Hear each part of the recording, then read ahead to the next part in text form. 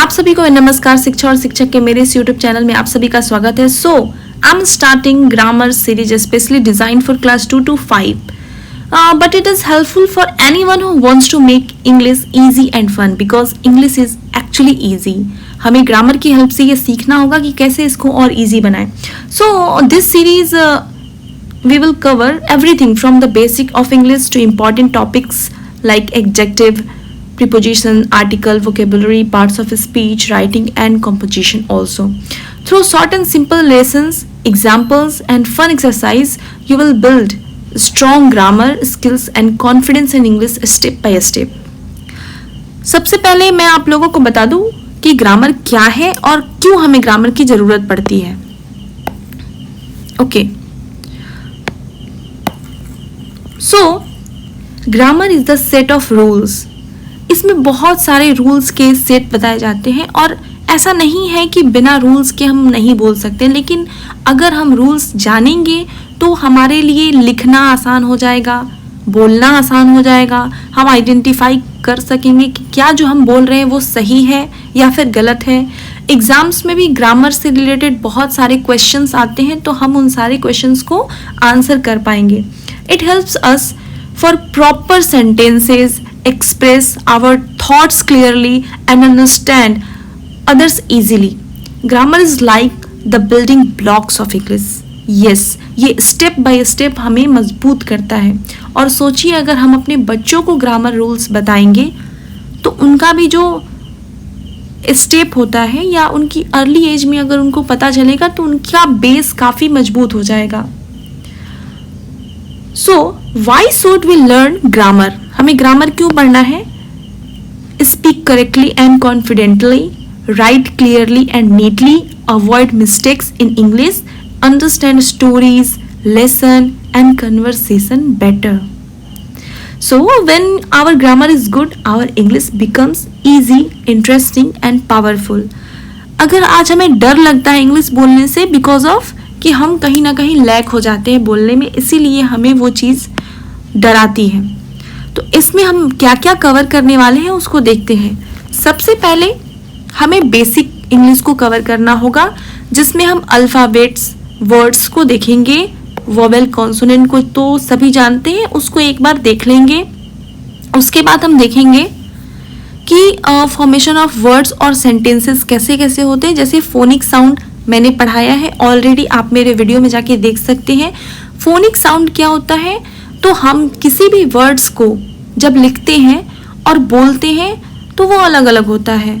जैसे कभी कभी सी का साउंड क आता है, कभी च आता है, कभी स आता है। तो ये सब हमें देखने को कहाँ मिलेगा? Formation of words and sentences में देखने को मिलेगा।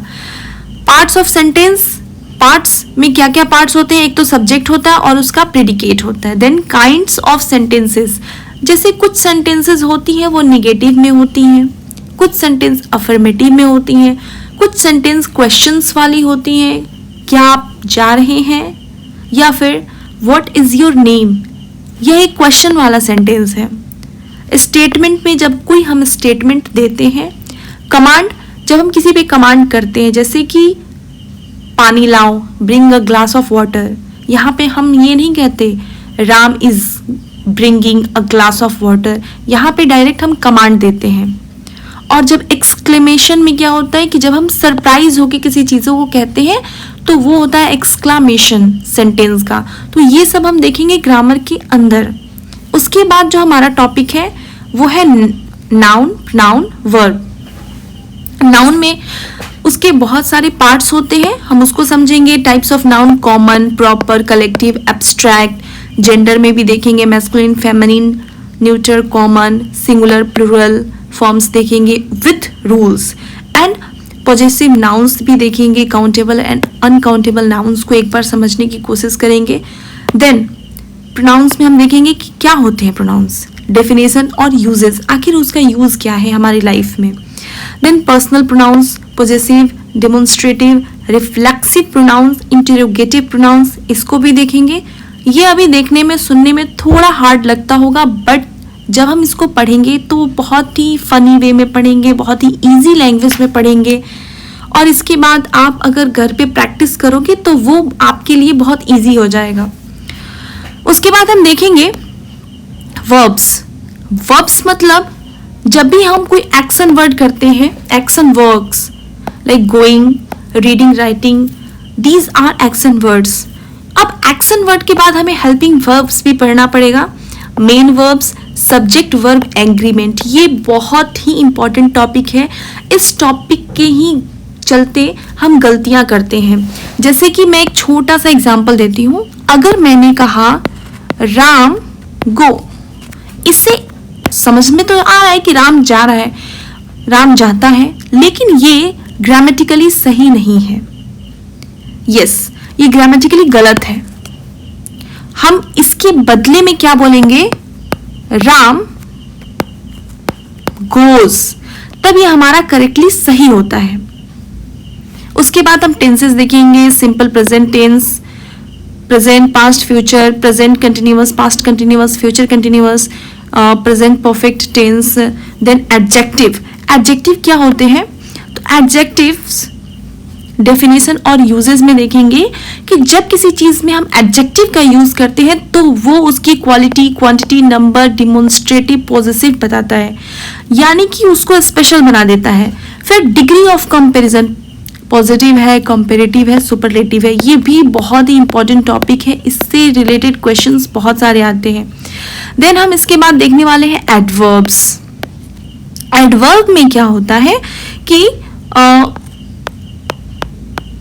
हम जो एडजेक्टिव है उसके बारे में बोलते हैं। जैसे कोई स्लो लिखता है और स्लो के आगे जब हम वेरी लगा देते हैं, वेरी स्लो, तो वो वर्ड जो है वो एडवर्ब है या एडजेक्टिव है, वो हम इसमें आगे देखेंगे। देन हमें प्रीपोजिशंस पढ़ना है।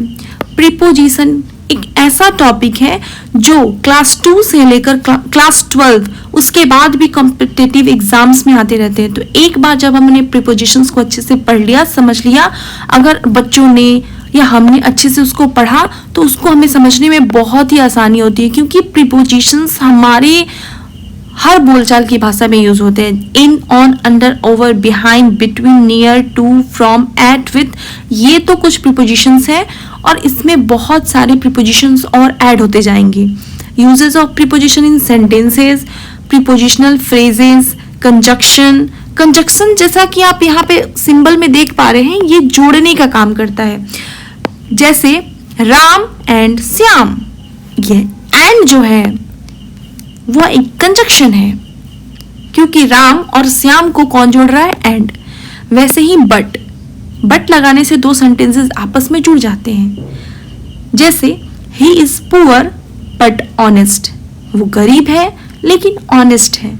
इससे क्या होता है कि दो सेंटेंसेस आपस में जुड़ रहे हैं। उसी तरह से इसमें आगे बढ़ते जाएंगे तो बहुत सारे हैं, लेकिन हम सबसे पहले बेसिक लेवल पे ही समझने की कोशिश करेंगे। उसके बाद आता है आर्टिकल्स। आर्टिकल्स में ए, एन और द है। इसके हम रूल्स को समझेंगे कि कब आर्टिकल्स लगाया जाएगा और कब आर्टिकल्स नहीं लगाया जाएगा। क्या यूनिक केसेस हैं जिसमें आर्टिकल्स कौन से बदल सकते हैं। उसके बाद आगे जब बढ़ते हैं तो टेंसेस, ऑल बेसिक फॉर्म्स इसके देखेंगे, पंक्चुएशन देखेंगे, कैपिटलाइजेशन देखेंगे, वॉइस स्पीच देखेंगे, वोकेबुलरी स्किल्स देखेंगे, राइटिंग एंड कॉम्पोजिशन भी देखेंगे। उसके बाद इसमें अगर बात करें तो अगर छोटे बच्चों के लिए ये पता होना चाहिए कि फुल मार्क्स कहाँ लगाना है, फुल स्टॉप कहाँ लगाना है, कॉमा, क्वेश्चन मार्क, ये सारे एक्सक्लेमेशन मार्क्स कहाँ लगाने हैं। यूज ऑफ कैपिटल लेटर्स, बच्चे कभी कभी कंफ्यूज हो जाते हैं कि बीच में यूज कर रहे हैं तो कैपिटल यूज करें या फिर स्मॉल लेटर यूज करें।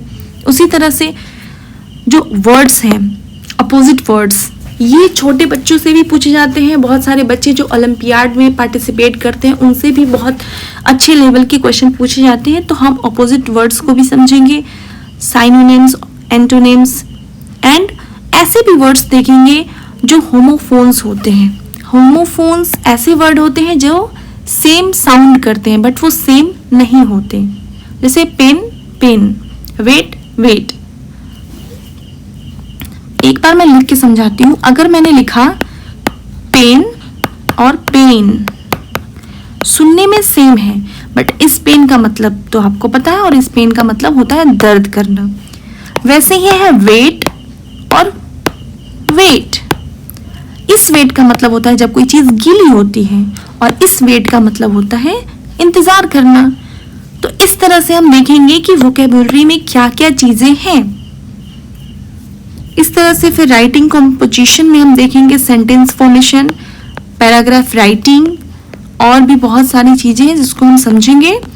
पिक्चर डिस्क्रिप्शन, कॉम्प्रिहेंशन, पैसेज, बहुत सारे छोटे छोटे पैसेज आते हैं बच्चों को जिसका आंसर उन्हें करना होता है। Then letter writing, story writing. So इसी के साथ मैं इस वीडियो को एंड करती हूँ, क्योंकि ये सारे टॉपिक्स हमें कवर करने हैं, और इन सारे टॉपिक्स को हम छोटे छोटे वीडियोस में पढ़ेंगे, काफ़ी सिंपल लैंग्वेज में पढ़ेंगे, ताकि हम उसको समझ सके, उसको गेन कर सकें। Thank you. मिलते हैं आगे के वीडियो में। ये जो वीडियो था वो सिर्फ मेरा सिलेबस आपके सामने रखने का था कि इस सिलेबस में मैं क्या क्या आपको देने जा रही हूँ। यह एक ग्रामर का स्पेशल सीरीज है जो स्टार्ट होने वाला है। Thank you. ऐसे ही बने रहिए शिक्षा और शिक्षक में। आप सभी का बहुत बहुत धन्यवाद।